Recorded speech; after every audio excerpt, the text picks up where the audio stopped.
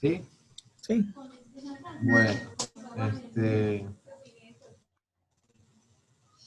Bueno, buenas noches con todos. Igual agradecerle a los organizadores del curso, por ejemplo, la invitación.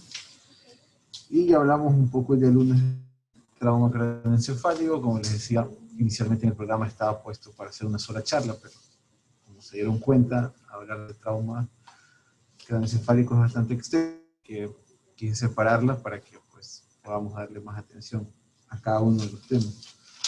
Y hoy vamos a ver trauma raquimedular. También es importante, viene asociado casi siempre al trauma craneoencefálico. Casi nunca el trauma craneoencefálico viene aislado, o el trauma raquimedular viene aislado, así que pues es importante que, aunque estamos viendo las clases por separado, siempre que se hacen las valoraciones iniciales en la emergencia, sobre todo que está diseñado este curso, siempre sea en conjunto, no mezclar lo que aprendemos, ponerlo en el contexto del mismo paciente.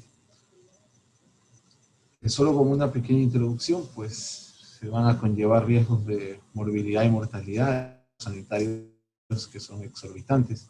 No solo los cuidados médicos y de enfermería, sino que todo lo que tiene que ver con los cuidados después de la lesión, rehabilitación física, psicológica, ocupacional, y eso a los servicios de salud les cuesta mucho dinero, no solo pues tiene que ver la muerte y mortalidad. La pérdida de la función motora, sensorial, intestinal, visual, espasticidad, provoca dolor neuropático y reflexia autonómica. Con todas estas secuelas, los pacientes pueden quedar. La identificación temprana y el manejo agresivo van a ser vitales para prevenir la lesión medular secundaria, como hablamos antes de la lesión secundaria en el trauma craneoencefálico, aquí también pues, la lesión secundaria de la médula espinal. Con el trauma no se puede hacer nada, como siempre decimos, solo se puede hacer prevención, pero ya que está instaurado y ya se ha provocado, hay que tratar de actuar sobre la lesión secundaria. Como epidemiología, en Estados Unidos 17.000 personas experimentan lesiones traumáticas de médula al año. De estas, los hombres pues llevamos siempre la delantera en una bastante importante, 20-1 en relación a las mujeres. Quiere decir que los hombres nos accidentamos por lo general mucho más, somos más propensos a tener accidentes, ya que el 42% de las lesiones son accidentes automovilísticos, el 27% son caídas, 15% agresión, crímenes violentos, 8% son lesiones durante actividades deportivas y 9% pues cualquiera otras causas. Se dice que 50%, o sea, la mitad de las lesiones van a ser aisladas, pero 25% van a tener algún tipo de lesión asociada, ya sea cerebráltica o alguna lesión grave de una extremidad. Va a tener una distribución generacional bimodal. Antes se pensaba que era un trauma de gente joven, ¿no? Sobre todo los accidentes, las caídas, los deportes, pero en la adolescencia y jóvenes adultos tenemos el primer pico y después en la población de tercera edad, pasado los 65 años, las caídas que representan el 27%, pues vuelve a elevar el pico del trauma raquimedular. Entonces tenemos ahí como los dos extremos de la vida, ¿no? Joven y el anciano. Este estudio publicado en el 2016, que es más bien de shock neurogénico, entonces acá nos dice 14.2 del por ciento de los pacientes que tienen una lesión medular van a desarrollar un shock neurogénico. Y esto también va a depender de la literatura que lean, porque en algunos estudios pues, va a ser hasta el 44%. En este estudio, que es de presentación de shock neurogénico en el Departamento de Emergencias, que se publicó en el 2016, inicialmente se recolectaron 3.000 pacientes, se fue separando por criterios de ingreso y solo quedaron aproximadamente 50 que tenían lesiones medulares aisladas, o sea que no estaban asociadas a otro tipo de traumatismo. Dice que de estos 50, 30 desarrollaron shock neurogénico. Y se dan cuenta, pues la mayoría de lesiones de shock neurogénico se provocó en las lesiones por encima de T6, o sea, podríamos hacer un corte a nivel de T6 y decir que por arriba de T6 las lesiones que se provocaran a nivel de región cervical e incluso torácica, presentaban pues gran porcentaje de shock neurogénico. C3 prácticamente todas, C4 prácticamente todas, igual que C5 y C6, casi todos los pacientes con lesiones cervicales altas y bajas hacían shock neurogénico. Y después de T6, fíjense que lesiones tan bajas como L1 todavía tienen la capacidad de provocar shock neurogénico. Por ejemplo, una lesión sea baja, tiene la capacidad de provocar shock y empeorar mucho más el pronóstico de ese paciente.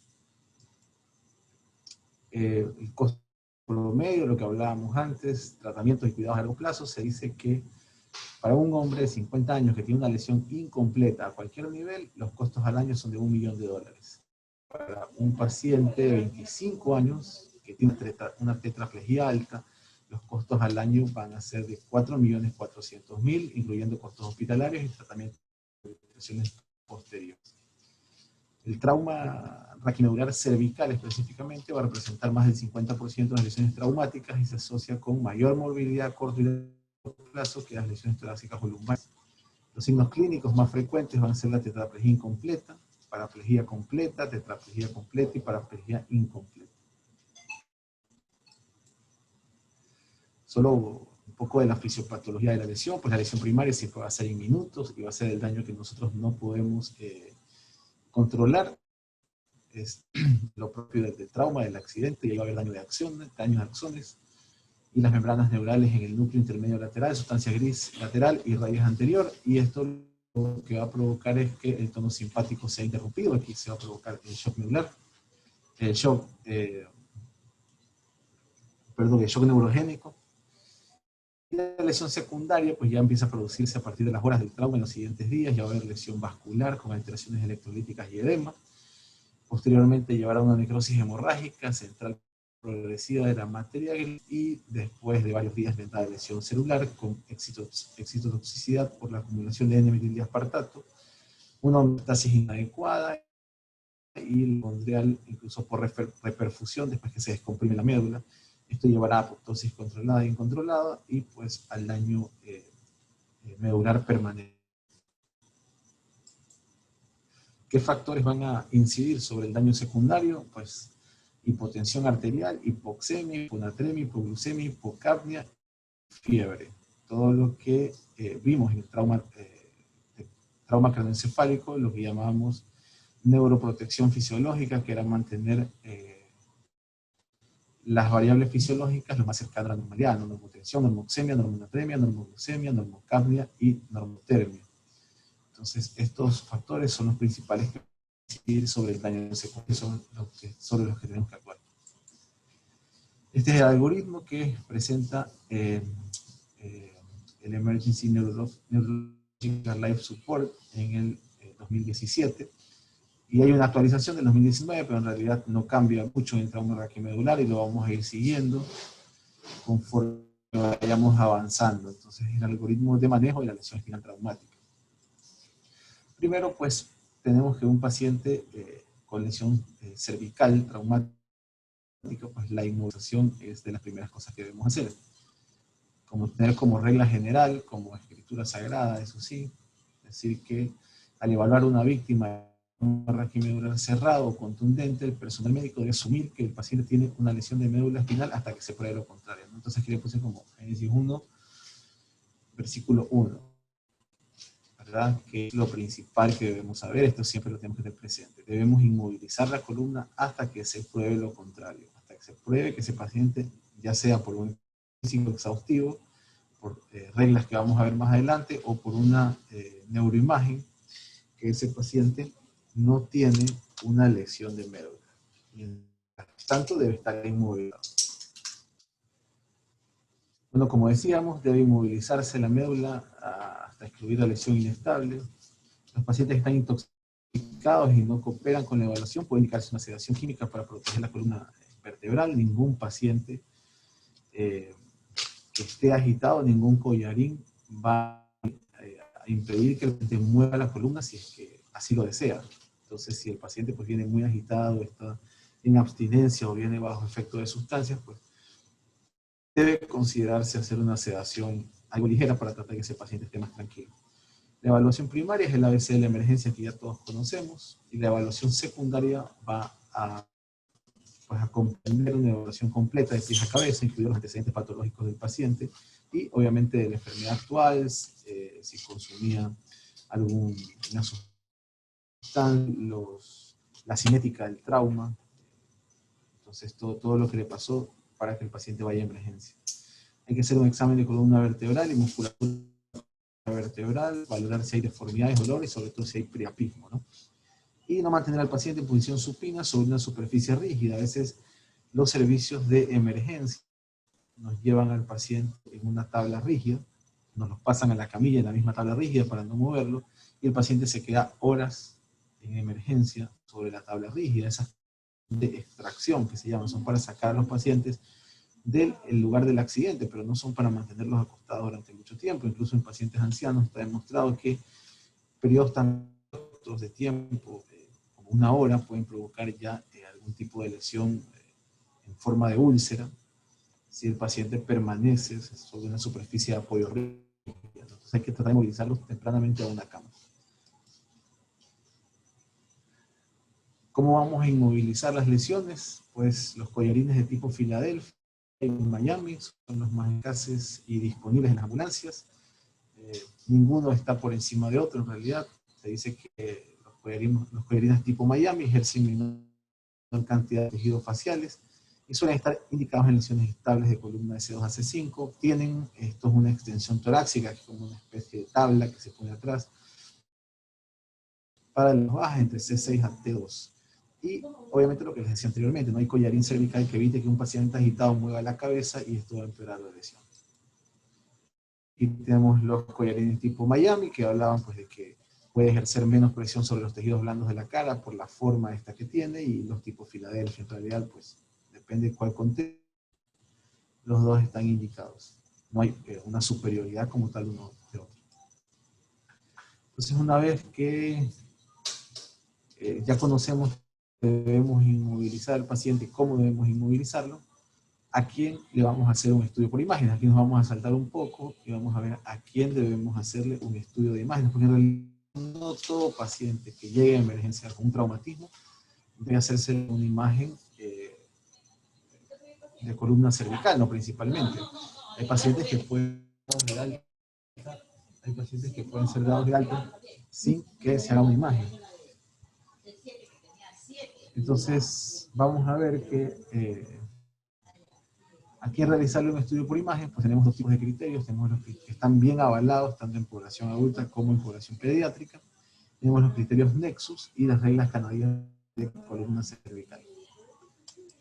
Entonces, dentro de los criterios Nexus, es un protocolo de revisión que tiene 5 criterios, con una sensibilidad del 100% para excluir una lesión de columna cervical, y valora los siguientes 5 puntos. Si el paciente tiene signos de embriaguez, si tiene presencia de déficit neurológico focales, si identificamos lesiones dolorosas a nivel de la columna, si el paciente tiene un nivel de conciencia, o si tiene dolor posterior de la línea media a la palpación. ¿Okay? Si el paciente no cumple con ninguno de estos criterios anteriores, o sea, no está bajo efectos de alcohol, no tiene déficits motores focales, no se identifican lesiones dolorosas, está alerta 15-15, tiene dolores posteriores en la línea media, cuando le palpa, pues si no tiene ninguno de estos, retiramos el collarín y no es necesario hacer ningún tipo de imagen.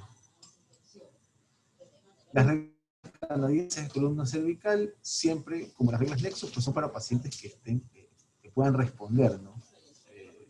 Que estén conscientes. En el momento en que un paciente esté inconsciente, pues no van a servir, tiene que ir sí o sí a una imagen de columna cervical.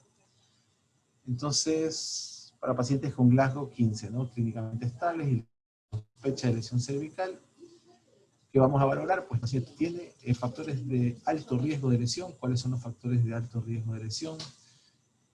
Mayor de 65 años, parestesias en extremidad o mecanismos de lesión peligrosos. ¿Cuáles son los mecanismos de lesión peligrosos?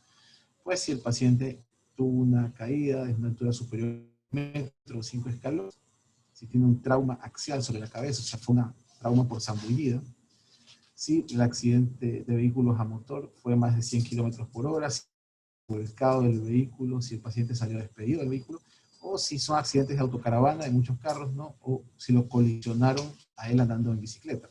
Entonces, esos son mecanismos de lesión peligrosos. Si el paciente sí tiene alguno de estos mecanismos y es mayor de 65 años y presenta una parestesia en extremidades, pues sí debe ser inmovilizado y tiene que ir.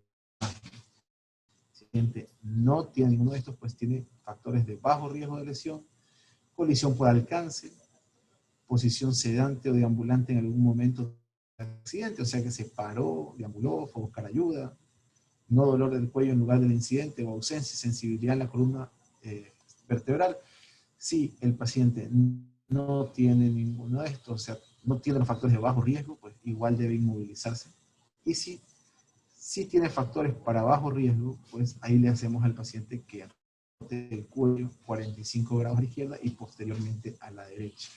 Si el paciente presenta algún tipo de dolor o no puede rotar o está inmovilizado,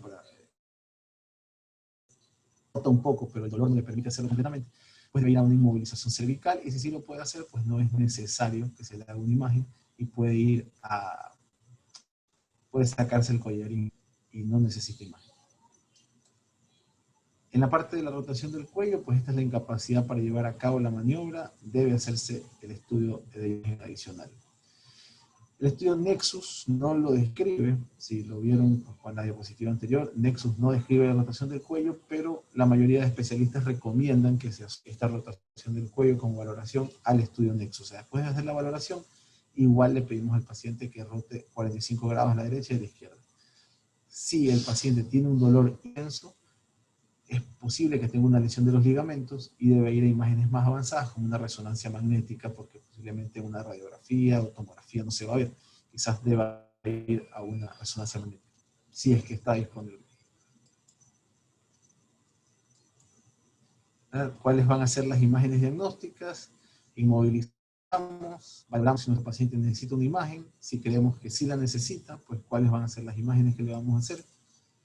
La Asociación Oriental de Trauma y el Colegio Americano de Radiología recomiendan siempre la TAC con reconstrucción multiplanar como la modalidad preferida para descartar las lesiones de columna cervical durante el manejo inicial. ¿Okay? Siempre va a ser de primera línea, vamos a poder rupturas óseas y lesión de ligamentos. El rayos X cervical es una segunda opción en realidad, siempre y cuando no tengamos una tomografía, es muy inespecífico, a veces el paciente en muchas posiciones, no siempre es muy valorable, entonces pues siempre que sea o que esté disponible la tomografía va a ser una imagen de elección.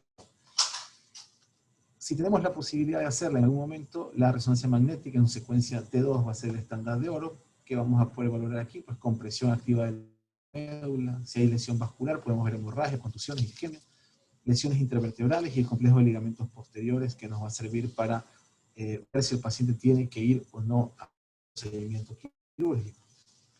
¿Cuál es la dificultad? El problema con la resonancia magnética en secuencia T2 es que va a ser inversamente proporcional al tiempo, o sea, los cambios agudos en la lesión de los ligamentos van a disminuir con el tiempo después del trauma, entonces no van a ser tan valorables. Este es el score BASIC, que fue publicado en el 2015 también, es un score para valorar el grado de lesión en una resonancia magnética, en una secuencia T2, en corte axial, y esto va a hablar de la gravedad y el pronóstico del paciente neurológico. Entonces hacemos un corte axial, resonancia magnética, T2, y tenemos un BASIC 0, si vemos el cordón medular pues libre, no sin ninguna normalidad. Ya en el BASIC 1 vamos a ver hiperintensidades intramedulares que están prácticamente confinadas a la sustancia gris. En el BASIC 2, pues esas hiperintensidades se van a extender un poco más allá de la sustancia gris, pueden envolver la sustancia blanca, pero no ocupan toda la extensión transversa del cordón medular. Si vemos el BASIC 3, pues la hiperintensidad está envolviendo prácticamente todo el área transversa del cordón espinal. Y en el BASIC 4, pues ya podemos ver hipointensidades dentro de la lesión hiperintensa, que son consistentes con focos hemorrágicos.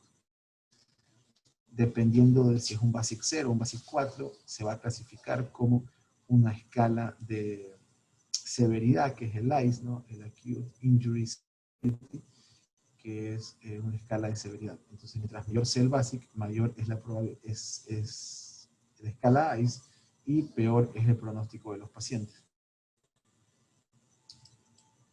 Ya dentro del manejo inicial, pues los pacientes con trauma raquimedular a menudo van a tener problemas críticos graves, consecuencias de la lesión. Estos requieren atención urgente y son prioridad en el tratamiento agudo.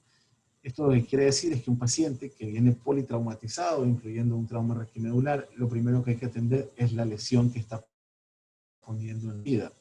Si yo tengo un paciente que tiene un neumotórax a tensión y sospecho que tiene una lesión medular, pues lo que hago es ponerle un collarín y resolver el neumotórax a tensión. No voy a estar perdiendo tiempo en llevarlo a una tomografía porque quiero ver o quiero confirmar la lesión. Tengo que inmovilizarlo y tratar el neumotórax. Si el paciente tiene un hemoperitoneo, tiene que ir de urgencia, una rotura de vaso o de hígado, pues tiene que ir primero a cirugía de control de daños. A eso se refiere este enunciado, ¿no? Siempre atender el problema que pone en riesgo la vida del paciente. Después que ya hemos hecho la imagen diagnóstica, pues vamos a hacer el ABC de urgencia. Y vamos a concentrarnos en vía aérea, respiración, circulación y el examen neurológico. En la vía aérea, pues se dice que debemos intubar tempranamente y ventilar a todo paciente con lesiones cervicales altas. Entre C1 y C5, prácticamente todos estos pacientes van a hacer un fallo respiratorio. Y lesiones completas encima de T3, esos pacientes en pocos minutos sufrirán un paro respiratorio en minutos por disfunción diafragmática. Entonces, todo paciente con lesión cervical debe ser intubado tempranamente. No importa si ese paciente viene hablando, viene consciente, tranquilo, y todavía satura bien, si tiene una lesión cervical alta, debe ser intubado. Se dice que más del 20% de pacientes con lesión cervical van a requerir traqueostomía por insuficiencia respiratoria crónica y mayormente los que tienen lesiones completas. También se realizó en el 68 y 69% la intubación y traqueostomía respectivamente a pacientes con lesiones medulares cervicales bajas entre C6 y C7. Esto fue un estudio que se hizo en un centro nivel 1 de trauma en Estados Unidos. Entonces, también se recomienda intubación temprana obligatoria para cualquier paciente con lesión de columna cervical inferior completa, incluso con lesiones incompletas, porque el 50% de estos pacientes posiblemente van a necesitar una traqueostomía. ¿Okay? Entonces, ¿qué es lo que podemos sacar de lo que hemos visto aquí? Es que todo paciente con una lesión cervical, sea alta o baja, debe intubarse. No es que van a, no, es que es de C6, es de C7, es que mira, habla, está tranquilo, conversa. Lo más seguro es intubar a ese paciente. Si posteriormente no lo necesita, se lo puede extubar, pasa unos días de ventilación, se resuelve, está más estable y se puede extubar. Pero los estudios demuestran que más de la mitad de los pacientes que sufren lesiones bajas van a necesitar una traqueostomía. Entonces es mejor no jugársela, intubar programadamente a los pacientes y no de emergencia cuando estén hipoxémicos. No hay ninguna evidencia del manejo avanzado de la vía con broncoscopía de fibra óptica sobre la laringoscopía directa. Si se realiza con la maniobra de estabilización cervical, es igual a lo que conversábamos en el cráneo encefálico. No hay que estar perdiendo el tiempo porque no quiero mover el cuello, porque trae el fibrobronco, porque trae el videolaringo, porque pues, igual necesita personal con experiencia para tratarlo. Si uno realiza la maniobra de estabilización cervical, que es la que estamos viendo aquí, donde un operador sujeta el cuello del paciente fijo y el otro pues realiza la laringoscopía directa siempre y cuando tenga experiencia intubando, no tiene que haber ningún problema. Incluso se han hecho estudios en cadáveres para ver la extensión con la maniobra, el complejo de ligamentos y ver si se podría provocar algún trauma mayor, pero en realidad no está demostrado. Es seguro hacer esto, repito, siempre y cuando el operador pues tenga experiencia intubando. Si un operador no tiene experiencia intubando, no importa si le sujetan bien o le sujetan mal, la dificultad que va a tener va a provocar mayor daño. ¿Cuáles son las indicaciones para intubar a un paciente con trauma raquiomedular? Absoluta, si el paciente tiene una lesión por encima de C5, incluso yo diría que C6, C7, debería el paciente ser intubado. Si tiene obviamente ya dificultad respiratoria, si está hipoxémico, a pesar de ponerle oxígeno, si tiene acidosis respiratoria grave, ¿verdad? Esto no hay que pensar dos veces, hay que intubarlo. ¿Y cuáles son las indicaciones relativas? Si el paciente se queja de falta de aire, a veces creemos que la ansiedad, el dolor por el trauma, pone al paciente pues, en un estado de estrés y que eso se puede reflejar en que el paciente diga que le falta el aire, pero a veces puede ser real. Entonces quizás hay que tomar mucho en cuenta estas quejas del paciente de que le falta el aire. Si el paciente tiene respiración del cuadrapléjico, satura bien, si ustedes ven tórax hundirse y el abdomen puede extenderse, cuando respira, esta respiración disincrónica es una indicación para posiblemente intubar al paciente. Si podemos hacer una capacidad vital, está menos de 10 miligramos por kilogramo, o hay descenso de la capacidad vital con relación al paso de las horas en emergencia, hay que intubar y debe considerar intubar si el paciente va a ser trasladado a otro sitio, por ejemplo, incluso dentro del mismo hospital. Si yo le voy a hacer una resonancia magnética, hay que posiblemente tenga que estar 45 minutos metido en el resonador y que la probabilidad de que haga falla respiratoria ahí adentro no es despreciable. Si es quizás sea seguro intubarlo. Igual si lo voy a trasladar a otro centro, donde lo van a operar, donde hay complejidad, y vemos que el paciente pues, está ahí como borderline, quizás lo más seguro sea intubarlo, proteger su aire para trasladarlo. Estas son cosas que uno tiene que estarse planteando en la emergencia y a considerar siempre, ¿no? No hay un régimen para intubación que supere la secuencia rápida. Hay que tener en cuenta que estos pacientes pueden tener pérdida del tono simpático por la lesión medular. Entonces, cuando administremos las benzodiazepinas o cualquier sedante, pues esto va a empeorar esta vasodilatación y el paciente se puede poner hipotenso. Entonces, hay que considerar eso. La manipulación de la tesis, cuando queremos hacer la maniobra para intubarlo, puede estimular bradicardia. Incluso la hipoxia mismo puede estimular bradicardia. Y si vamos a utilizar relajantes musculares, pues que sean como la succinilcolina. Antes se evitaba usar succinilcolina porque se creía, se tenía mucho miedo a la hiperpotasemia por despolarización, pero está demostrado que es seguro usar las primeras 48 horas de la lesión, así que pues si la tienen a la mano se puede usar. Ya lo que tiene que ver con la hemodinamia, la circulación del paciente, las lesiones encima de T4 van a tener alto riesgo de desarrollar shock neurogénico, como veíamos en el cuadro inicial. El shock neurogénico es característico por la bradicardia, la hipotensión, y es el shock de la piel caliente y seca, ¿no?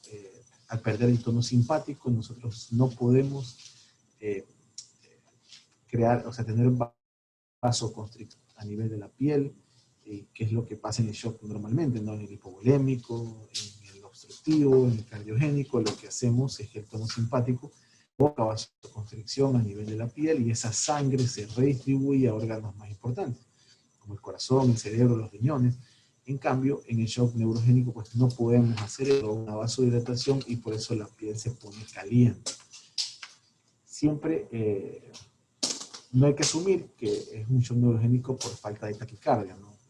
En realidad, a veces el paciente, por lo general, puede venir bradicárdico si la lesión es alta.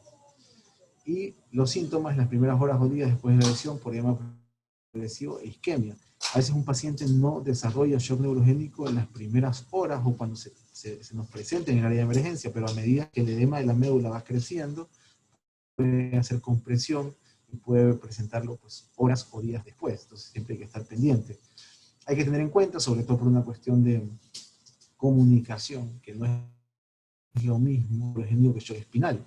A veces estos términos se confunden. El shock neurogénico pues es la lesión del sistema simpático, es la incapacidad de redirigir el flujo sanguíneo a órganos importantes. Y el shock espinal, pues, es la pérdida de todo reflejo motor por debajo de la lesión medular, ¿no? Entonces, tener en cuenta que estas dos cosas no son lo mismo, no significan lo mismo.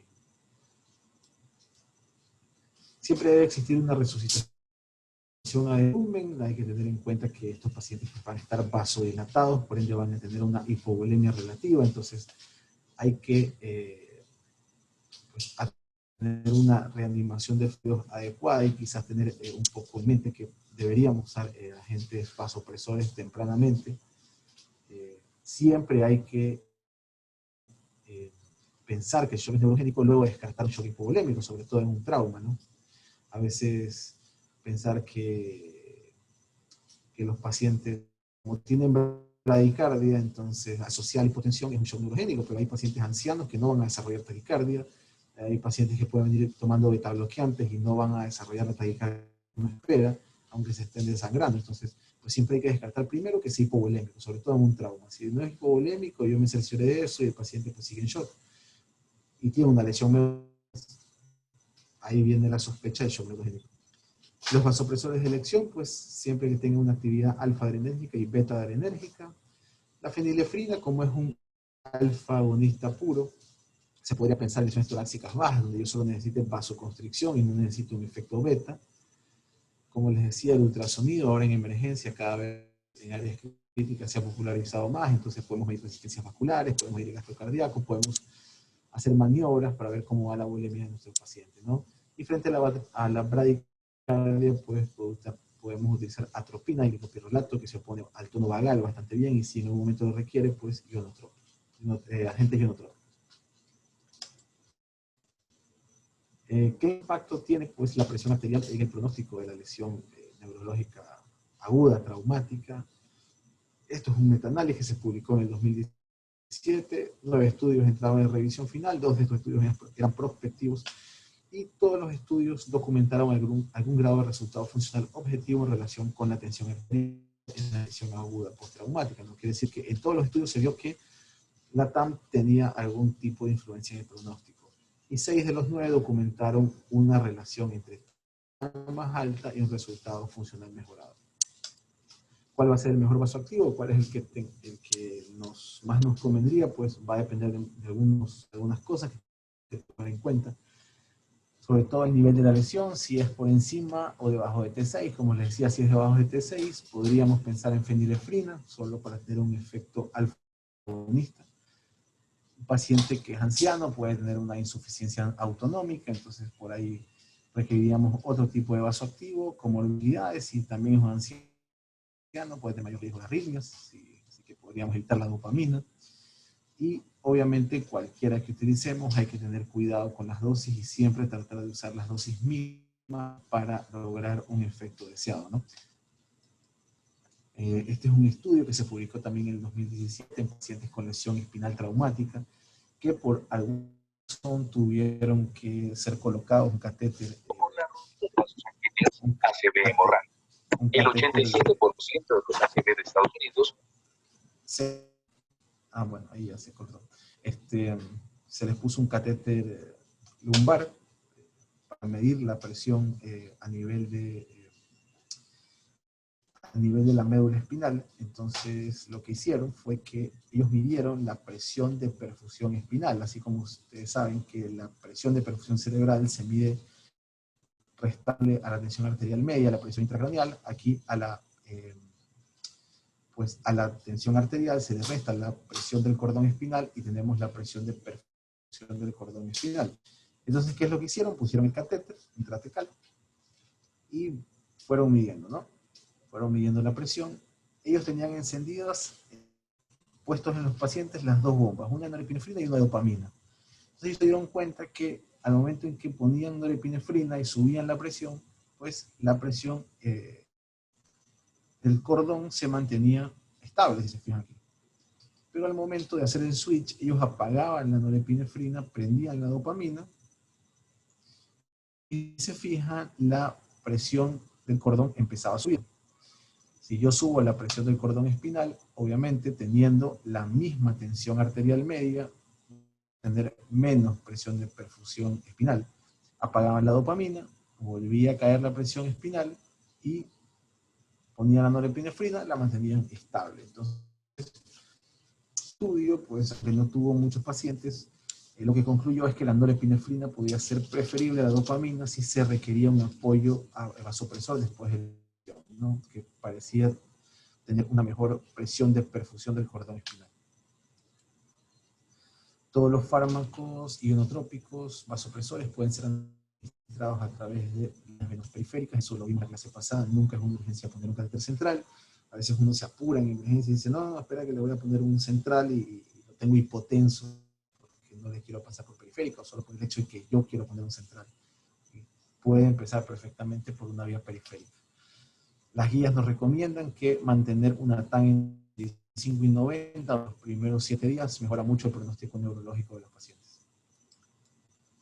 En el examen neurológico y discapacidad de determinación, de discapacidad, pues tenemos la escala de Asia, que a nadie le gusta, porque Es una escala compleja, difícil, toma tiempo, tiene bastantes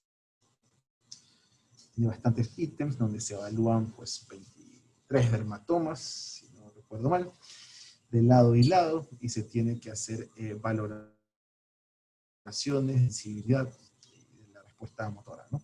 Entonces, en cuestión de la sensibilidad, podemos poner como 0 ausente, 1 alterado, 2 normal, y pues NT si no es valorable, y de eso vamos a sacar un puntaje, y también de la parte motora, y eso nos va a dar unos índices que van a ser los índices de sensibilidad y los índices motores, y según eso vamos a hacer un pronóstico neurológico.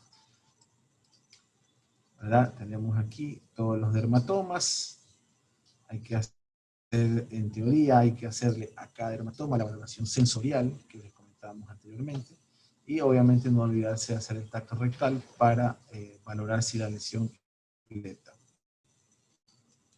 También tenemos la exploración motora, que aquí nos dan algunos músculos clave que se llaman, son 10 músculos, flexores del codo, extensores de la muñeca, ¿verdad? Todos los que podemos leer aquí, y eso los vamos a relacionar con un nivel, a qué nivel podría estar la lesión, ¿no? Si yo tengo una incapacidad o una lesión, una valoración motora alterada a nivel de los extensores de la rodilla, pues posiblemente yo tengo que sospechar que la lesión es a nivel de L3, entonces tengo que hacer la valoración de todos estos músculos. ¿Verdad?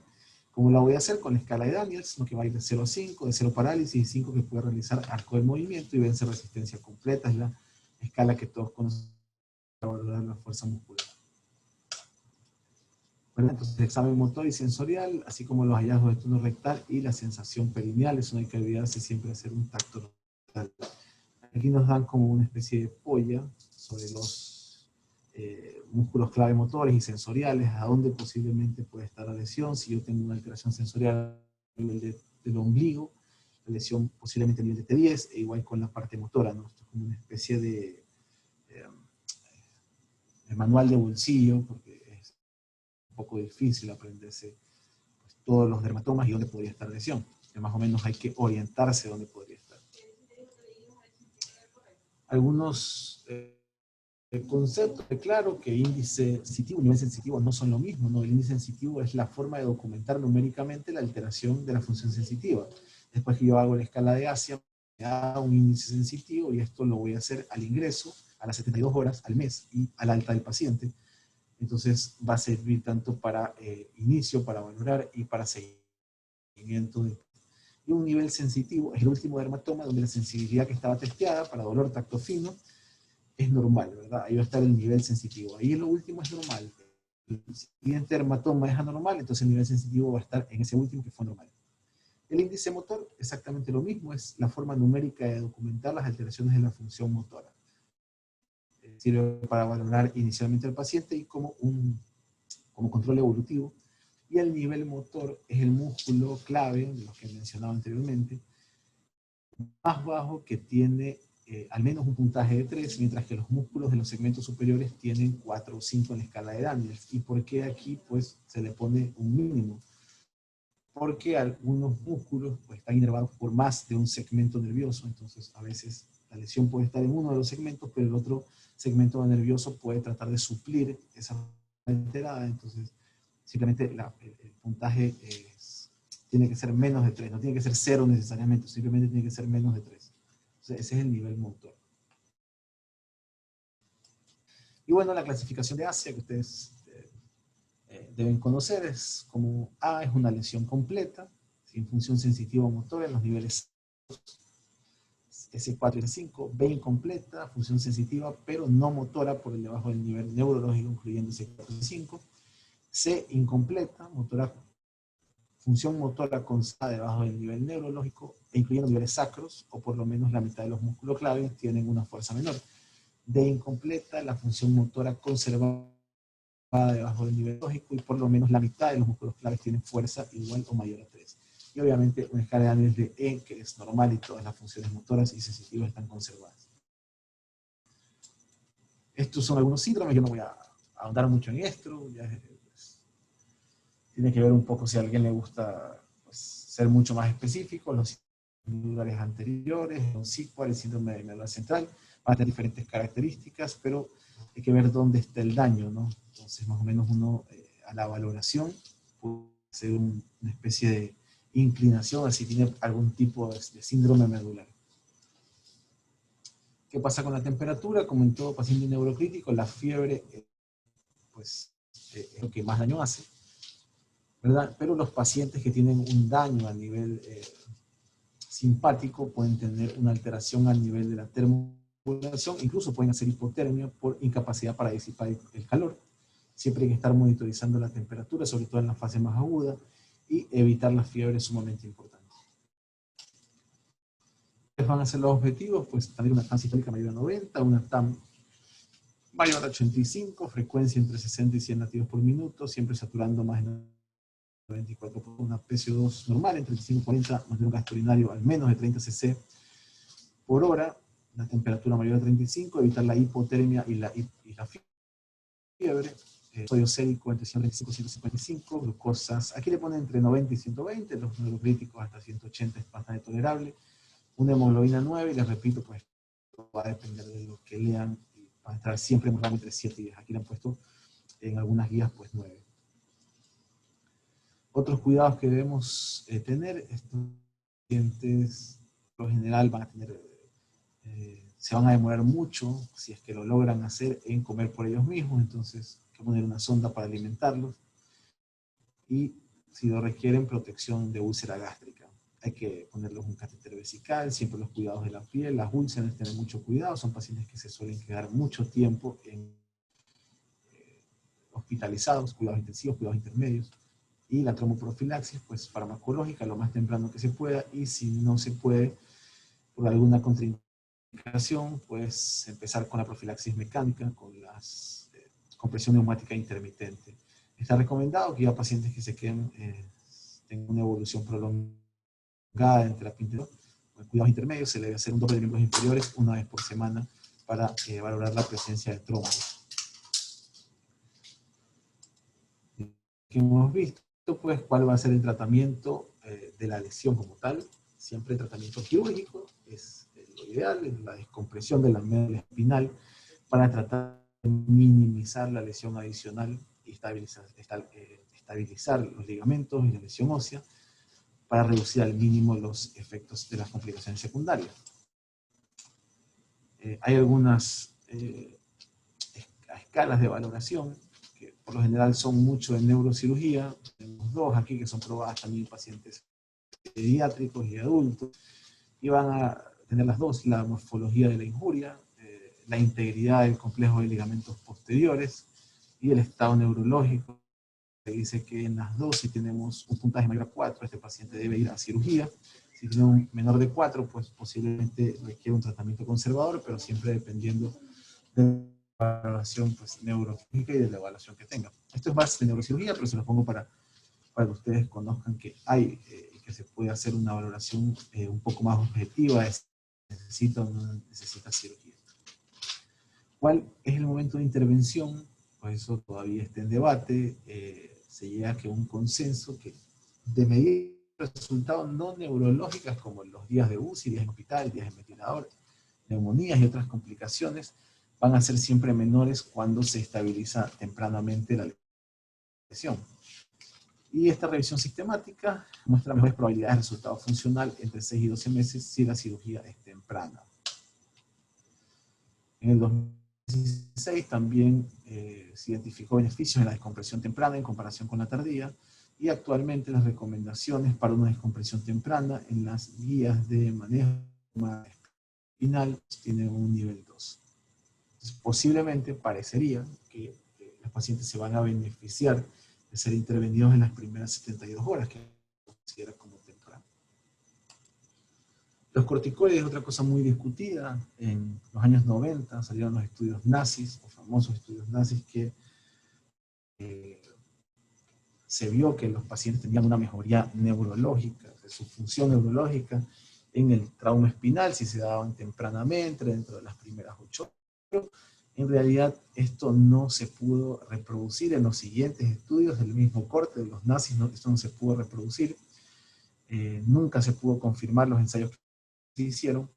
Lo que sí está demostrado es que hubo mucho aumento de complicaciones, neumonías, hemorragias gastrointestinales en pacientes que fueron tratados con esteroides en el trauma medular.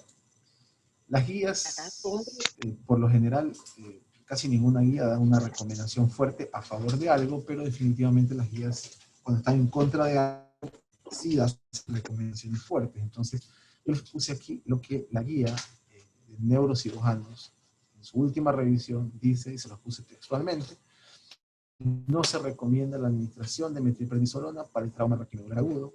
No existen evidencias científicas ni clase 1 ni clase 2. Y sí existen evidencias de clase 1, clase 3, en que las altas dosis de esteroides se asocian con efectos secundarios dañinos, incluida la muerte. ¿Okay? Entonces, parecería estar bien demostrado que los corticoides tienen o no juegan ningún rol en el trauma raquimedular, no importa si son pacientes jóvenes, no importa si lo están usando tempranamente, no importa si ha pasado una hora de la lesión, parece no tener ningún tipo de beneficio. Biomarcadores igual en lesión medular aguda, lo que les había comentado en trauma craneoencefálico, todos estos se han probado, pero ninguno es específico, pero en muchas otras enfermedades. ¿Cuáles son los puntos clave que hay que llevarse de la charla? Es que hay que tratar siempre las alteraciones que pongan en riesgo inminente al paciente. A veces perdemos tiempo queriendo hacer exámenes o enfocándonos en una cosa específica, y el paciente lo que le está matando es el neumotórax que tiene. Entonces, hay que resolver las alteraciones que pongan en riesgo la vida. Inmovilizar la columna hasta descartar, ya saben que tienen que hacerlo. Pueden hacerle si está despierto Nexus, pueden hacer de las canadienses si está despierto. Obviamente si el paciente viene con un trauma asociado a un trauma craneoencefálico severo, pues yo no voy a estar perdiendo el tiempo en hacer valoraciones de este tipo. Hago la tomografía y lo rastreo para, hago tomografía para lesiones cervicales. El shock neurogénico siempre es un diagnóstico de exclusión. Recuerden que en el trauma, sobre todo, hay que descartar primero un shock hipovolémico. No importa radicárdico o no, descartemos siempre que no esté sangrando. Intubar toda lesión cervical alta es una indicación importante. Perdamos tiempo, aunque el paciente, como les decía, esté despierto, conversando. Y valoren mucho si la lesión cervical es baja, aunque el paciente esté bien, la posibilidad de intubarlo. Considerar que toda lesión encima de T5 posiblemente nos va a dar algún cambio hemodinámico, así que hay que estar pendientes. Si nos pasa esto, pues hay que usar vasopresores, actividad alfa y beta adrenérgica, la norepinefrina, que es el que más utilizamos, sea el más adecuado también. Una evaluación neurológica correcta. A veces es difícil hacer toda la escala de Asia, pero recuerden siempre en un paciente que tiene una lesión medular, hacer un tacto rectal. La cirugía temprana puede tener mejores resultados, eso parecería estar demostrado en algunos estudios, todavía no hay una recomendación fuerte para eso, pero siempre tengan una comunicación con el equipo de neurocirujanos, y yo también consideraría que mientras más temprano entre, pues más rápido se descomprime la médula y menos lesión se acumula.